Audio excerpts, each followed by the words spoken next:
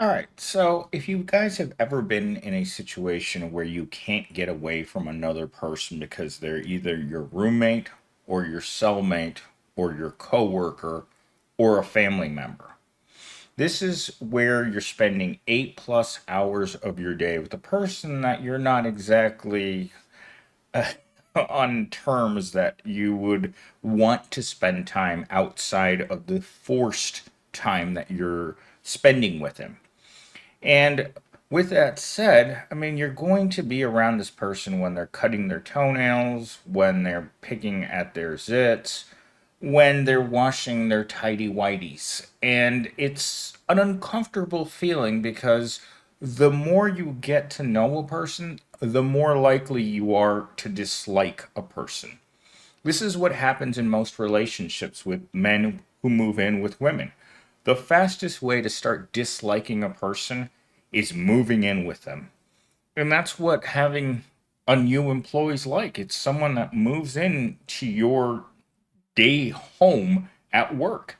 And you start noticing things about their personality, about their quirks, about certain phrases that they use. In fact, today I had to correct my employee in the way that he referred to a lot of his day to day tasks because prior to today, I had no idea that his background in technology was extremely limited. I mean, he's nearly 30 and uh, and he's never had a real job.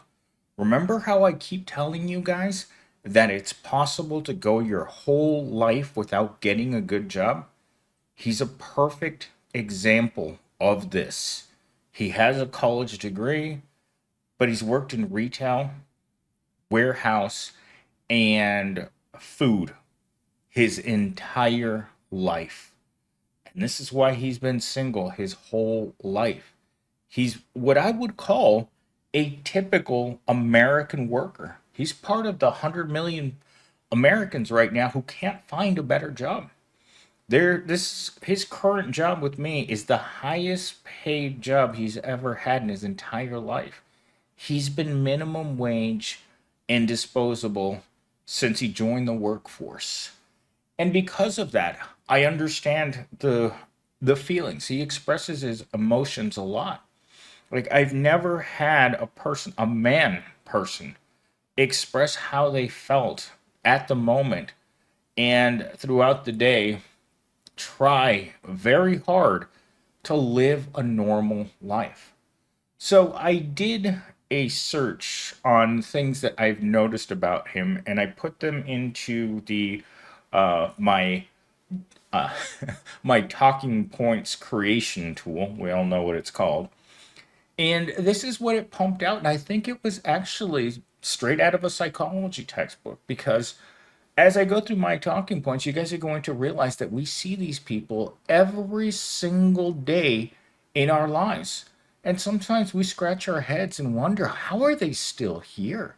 How is a person that's struggling this badly with their feelings, with their psychology, with their spiritualism to an extent, and they're still trying? And that's the testament to the human willingness to put up with long term being single.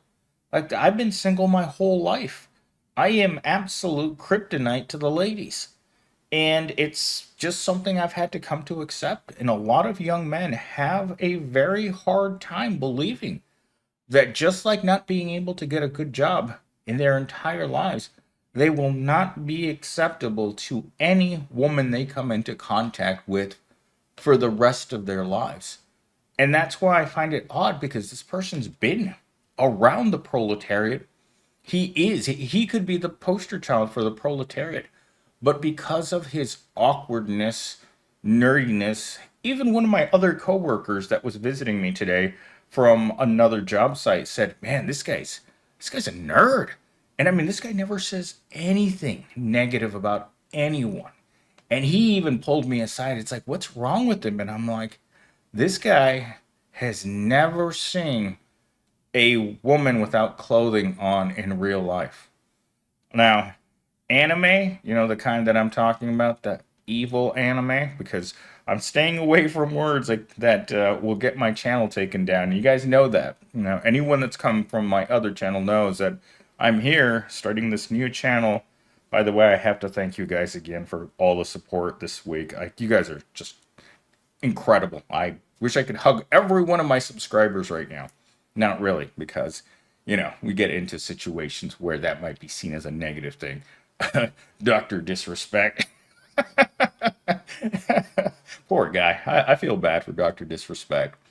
Anyhow, getting back to my talking points. So, here we are. Talking point number one: project excessive positivity during the day. This is something that I noticed from Gen Z from the moment that he came into my office. The projecting excessive positivity in the office is to a point where you get to a place where it's okay, and then it becomes excessive, where you know that the excessive positivity is coming from a need to hide something. It it emotionally exhausts the person, and I don't know why my phone is ringing. I should have. All right, so I am not going to redo the beginning of this video because I don't want to spend the time doing it. But I just got a phone call from my cleaning service, and I had asked them why the cleaning people had turned my all the garbage cans in my office upside down and then didn't put plastic bags in them. I thought it was some weird sign telling me to stop throwing away my fountain drinks in the garbage. But anyhow, let's get back into. I'm just going to continue to talking point number two. I'm not sure how you guys are going to get this particular part of the video because talking point number one got interrupted by that phone call.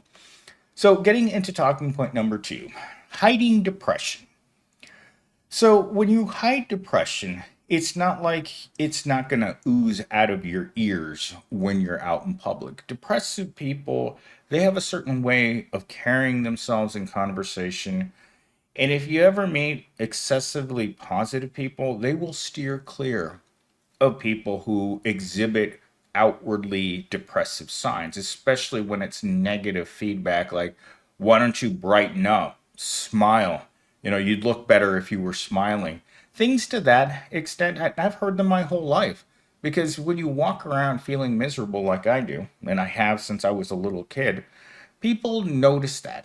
One of the main reasons why I have spent my entire life as an outcast, as a lonely person, as a person that's most people don't reach out to you because you're strange and they don't want to be around someone, the proverbial Debbie Downer. And we're not talking about Debbie pull your pants down. We're talking about Debbie Downer who's always talking about negative things. I mean, you could call my whole channel Debbie Downer. Again, not referring to pants around the ankles.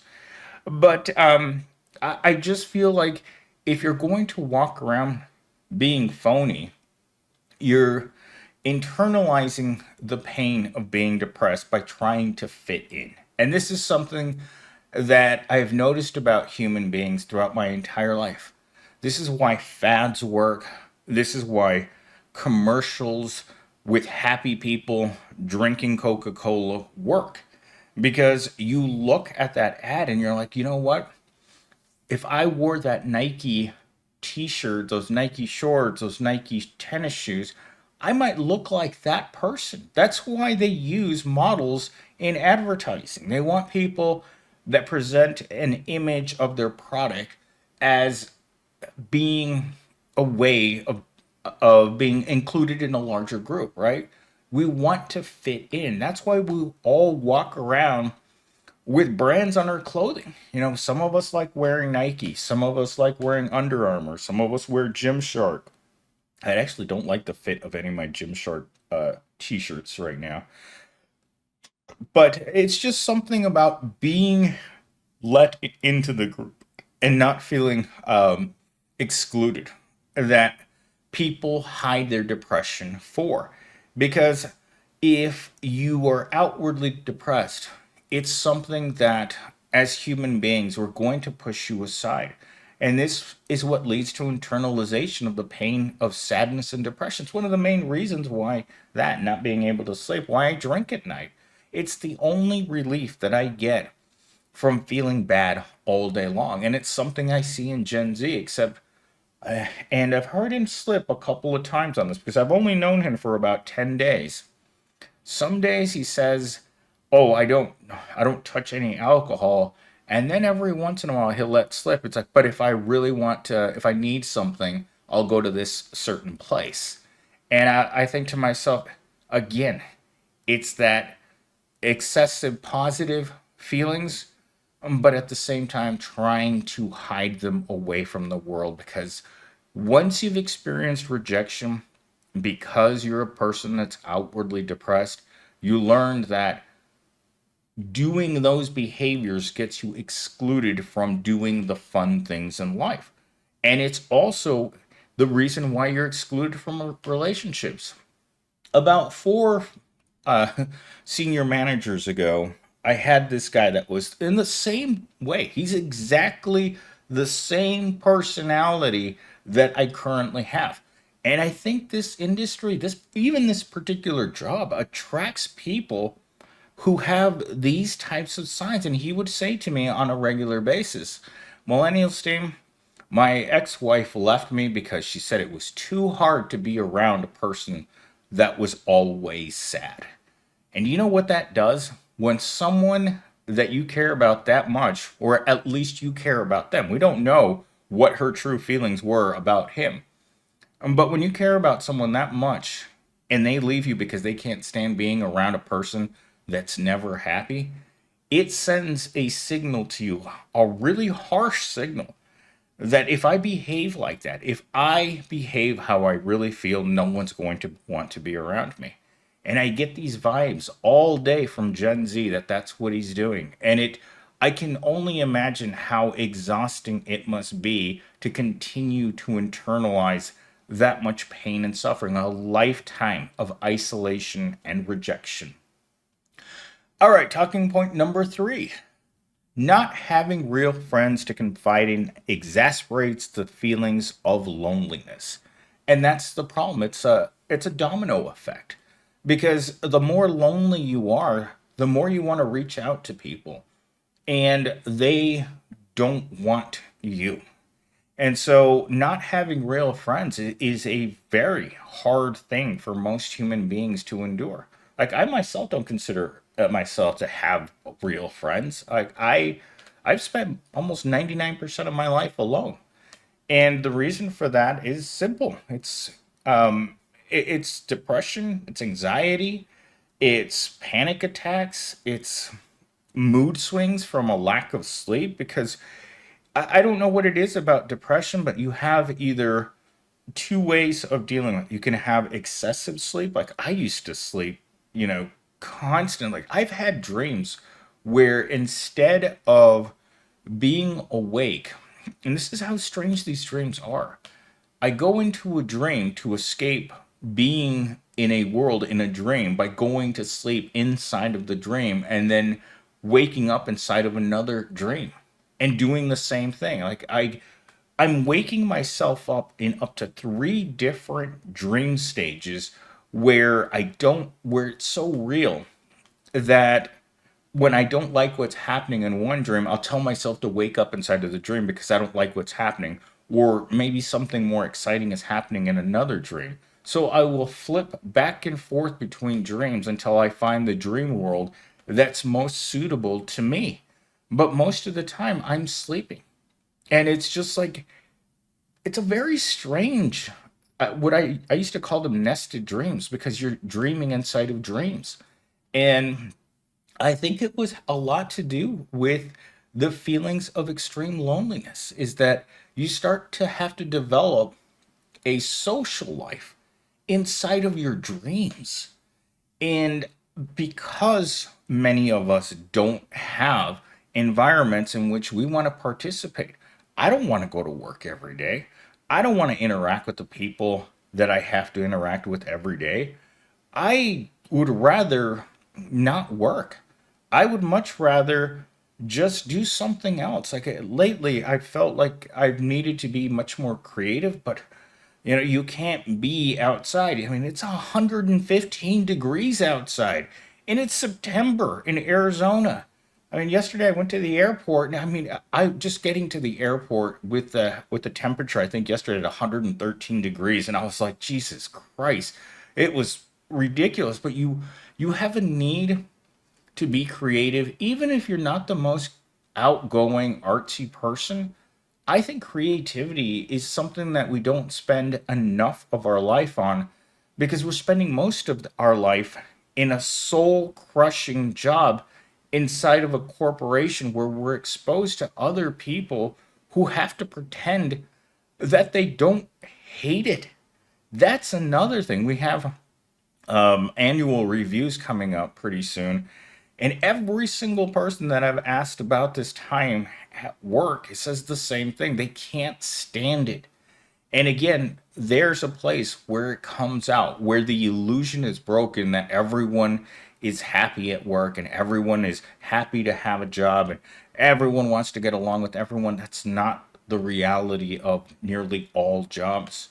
We go to work for one reason, to try and fake it so that we're halfway normal, right? And so that we can hold on to our job for as long as humanly possible. But again, the work in itself adds depressive layers to your life. In fact, yesterday I was talking to a girl at work, and she's become my latest work friend. And she said, she told me to look at her eyes the other day. It's like, see, millennial steam, this is from crying all night because I'm sad.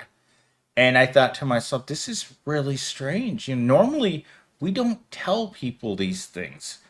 Just like my Gen Z, and she's a Gen Z too.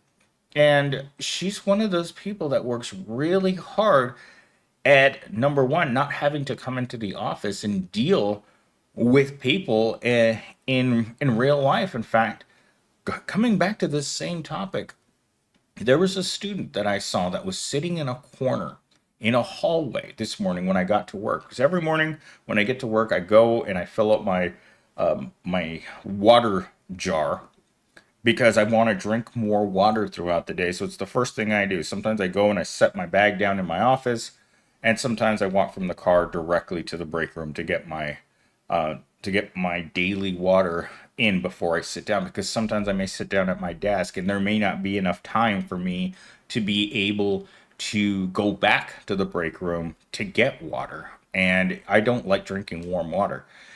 So anyhow, I saw this student in the hallway when I passed him when I first got there. So it was right before 8 o'clock, and he just seemed like, all the other students are getting ready for graduation, and this student was just sitting by himself looking at his phone. And I passed him once when I got there at work. I passed him again when I went to go get my lunch. And then I passed him again at about 12:30. That's when I sent the message over to the business manager saying, "Hey, you have a student that is supposed to be preparing for graduation and he's sitting in a corner."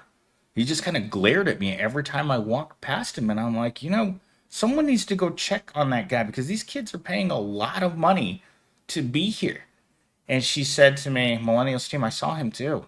And then I said, because I didn't know, because she works from home 99% of the time. I didn't know she was at school because I hadn't seen her. She hadn't stopped by to visit me today, probably because she doesn't like people either. Anyhow, so I messaged her. She messaged me back that his teacher went over to check on him to see what was wrong. It's the same thing. He was severely depressed in an environment where he was surrounded by commotion. And again, my Gen Z does the same thing. Sometimes I'll look over and I could just see the depression just covering him. And I'll talk to him, ask him about, what's going on, and he'll just, give me that excessive positivity. And I just like, whoa, we both know this is fake, but that's how he's chosen to deal with his life. And so, talking point number four, is the cost of pretending to be happy. The facade of happiness can prevent individuals from addressing their real emotional needs, which ultimately deepens the pain. So, the facade of happiness is what I see all day long. And I've seen this in people throughout my entire life is people that can't handle their depression. They can't handle it in public, but as soon as they get home, they're people who break down. These are the people that cry at night. These are the people who drink. These are people who take substances. These are people who use the pro entertainment tools in order to cope with mediocre lives and and the fact that they're not going to be able to do any better. I don't know how many times I've heard pros talk about how great it is that pro ball is starting up again this season. Like, I could care less. In fact, I asked the guy at the counter at the gym on the weekend, it's like, why are there all these blown up plastic or balloon footballs all over the place? And it's like, that's because Pro Bowl is starting up again, and everybody's excited about this. And I'm like, it's not really. They're just giant kids throwing a ball at each other, and that's what all the proletariat really needs is grown men hitting each other on the field while they throw around a little ball. That's all it takes to entertain the masses. Because, as she said, everyone is depressed at work. And the reason, and this is just my observations, the reason why people are depressed in the workplace is what do they have? They don't have job security. They don't have careers. They don't have a possibility of becoming more financially stable. Everything in our lives is unstable. And you know what leads to sadness? Is a lack of stability, a lack of having the resources that you need, not getting the time off that you need in order to be able to stop working. In fact, this is something I've heard all this week is that they're trying to put laws into place where corporations can't say that you have to work more hours than what you signed up for.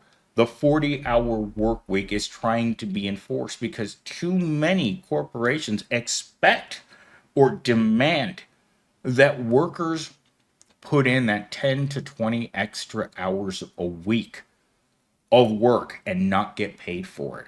That's what being put on salaries. And that's why I will always push back against any type of increase in pay for salary because it's not free money. They're expecting you to work that time. And when you break down the compensation for what the extra pay that you're getting to be on salary, as opposed to how many hours that is, it turns out in a lot of businesses to be a minimum wage job. Because even when I worked at Walmart, the salaried managers and this is back in 2017, they were paying them $50,000 a year salary, but they were expected to work six, often 7 days a week for way more than 8 hours. And when you broke down what they made per hour, it wasn't worth it. It just isn't worth it.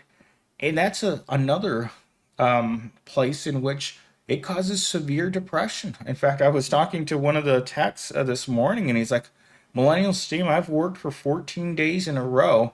The money's okay, but I need to stop. I need to take time for myself. I need to spend time with my kids. I'd like to see my wife. What's the point of working so hard if you never get to see your house or drive your car or spend time with your family? And that's what a lot of corporations, they don't care about these things. And once their employees become so depressed and burn out and they wonder, it's like, what happened? Well, guess what? You caused this. You caused the pain and suffering of the proletariat, and it's intentional because they're not giving us safe environments to live in. I mean, I'm going to bring up that lady at Wells Fargo that bit it at work and no one noticed for 4 days. I'm going to be bringing her up a lot because a lot of us could end that way. At least for myself, who's going to check on me? If for some reason I don't come home for 4 days and I'm at work and I've already passed on to the other side, hopefully not going downstairs to visit my friend with the pointy tail and the horns. Hopefully, Jeebus will give me a spot up there, but I've lived a bad life. I know I belong down there. But yeah, I said that to someone today, and they told me, I don't believe you, millennial Stan. You're a good person. I swear to God, I could feel a little air coming out of my rear end when she said that to me. Like, you only knew how terrible my life has been and how it will not improve. And the reason for that is I don't qualify for better employment. I can't escape my current employment. And that's, again, with Gen Z today, looking over his work history and looking at the fact that he's never had a successful relationship with a significant other or any. Me and my coworker were discussing. It's like, you know what? He should take, $50 and go down there and just get some love. There's a Susie somewhere out there who needs love. And I mean, he's got a couple bucks in his pocket. He could get rid of that problem real quick. But, again, the depression comes into play in every aspect of your life. Whether it's at work, it seems worse at work, at home, your relationships with your family, your non existent friends, because not having friends, I think, is one of the worst punishments that a human being can have. It is a truly terrible thing to know that, there's no one to call, no one ever calls you, and all you are is simply, how do I put this? You simply exist to work, and you don't find your work satisfying. Nothing about your life when you're at the bottom is satisfying. Nothing. The paycheck is a joke.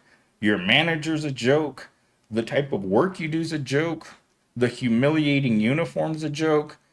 Everything about being at the bottom takes a lot of courage in order to keep doing it with a positive attitude.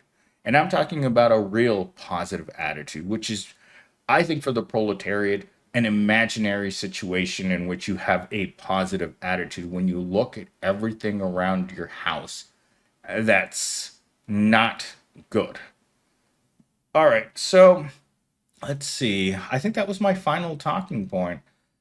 So, in toxic positivity, are there any things that are there any ways to escape this? And I'm going to say no. Because just like the bracket of $15 to $20, loneliness and sadness, I think, are ingrained into the proletariat. Because as I talked to her yesterday, the girl that works in the office, she said that it requires a certain amount of depression to keep coming back to a job that you don't like. Because even though you don't want to be there, and you know that a person that was really happy couldn't stand being in an environment that made them unhappy. And I think that's the biggest difference. The thing that corporations count on is that happy people have to be in an environment that's fulfilling, that allows them to be more. I would say it allows them to become more, I don't know what the word I want to use, more human. It allows them to for work to become part of their life that they enjoy. And most of us will not enjoy the type of work that we're going to do. Work for happy people has to be fulfilling. Work for miserable, depressed people just has to be a job that you can go to every day that makes you a couple bucks so you don't have to be on the street. So there's a disconnect between and I'm going to call them the good jobs, and the rest of the jobs that aren't even worth doing. They have to find people who are severely depressed to continue going to miserable jobs because the misery builds on misery. And I think that's where I'm going to end the video, because the toxic positivity is this whole video of trying to find a place in society where you're fulfilled by your environment, by your living situation, by the people around you. That just doesn't happen for most people. Most of us look at a commercial for, I'm going to use Coca-Cola again, and see happy people on TV and think, I wish I could be like them, but unfortunately, I live in a roach infested studio apartment, and that's where I'm going to be. That's all I can afford. And all that you can afford is never going to be the best situation for you. All I can afford is to sit here in the dark and wait for this battery to run out of power and then get tossed in the proverbial dumpster by the corporations that don't need you anymore.